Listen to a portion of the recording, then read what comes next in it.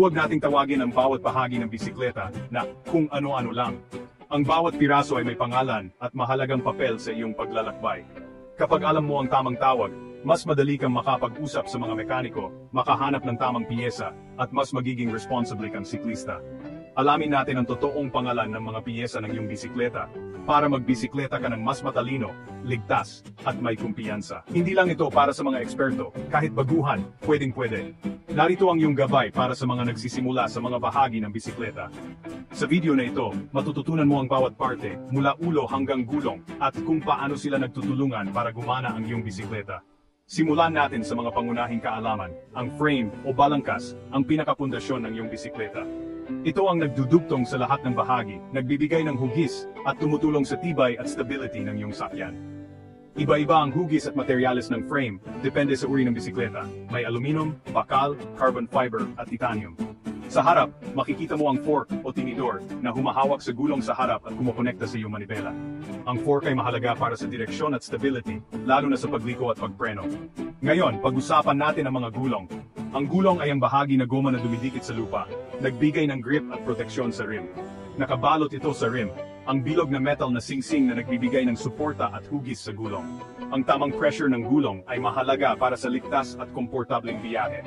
Ang mga manipis na bakal na iyon, tinatawag silang spokes o rayos na nagkokonekta sa rim sa hub sa gitna. Ang hub ang sentro ng gulong at dito umiikot ang buong wheel.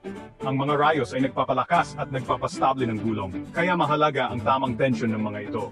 Susunod, ang drivetrain, ito ang nagpapagalaw sa iyong bisikleta. Binubuo ito ng maraming bahagi na nagtutulungan para mapatakbo ang iyong bike, mula sa pedal hanggang sa likurang gulong.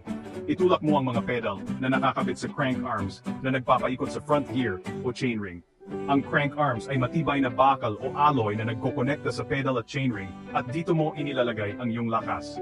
Ang kadena ang naglilipat ng lakas na iyon sa mga likurang gears na tinatawag na cassette o freewheel. Ang cassette ay binubuo ng maraming gears na nagbibigay daan sa iyo na magpalit ng bilis depende sa daan. Nagpapalit ng gears?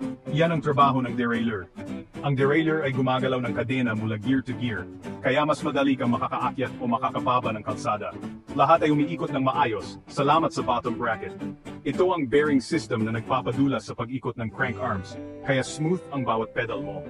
Para sa control, mayroon kang manibela para sa pagmamaneho, na konektado ng stem at headset. Ang stem ang nag-ugnay ng manibela sa fork, habang ang headset ay bearing system na nagpapadulas sa pag-ikot ng manibela. Ang mga brake lever ay tumutulong sa iyo na huminto, at ang mga gear shifter ay nagpapahintulot sa iyo na magpalit ng bilis. Ang mga ito ay madaling abutin gamit ang iyong mga daliri habang nagmamaneho. Ang caliper ay pumipiga ng brake pad sa rim o disc na nagpapahinto sa iyong bisikleta. May dalawang uri ng preno, rim brakes at disc brakes, depende sa disenyo ng iyong bisikleta.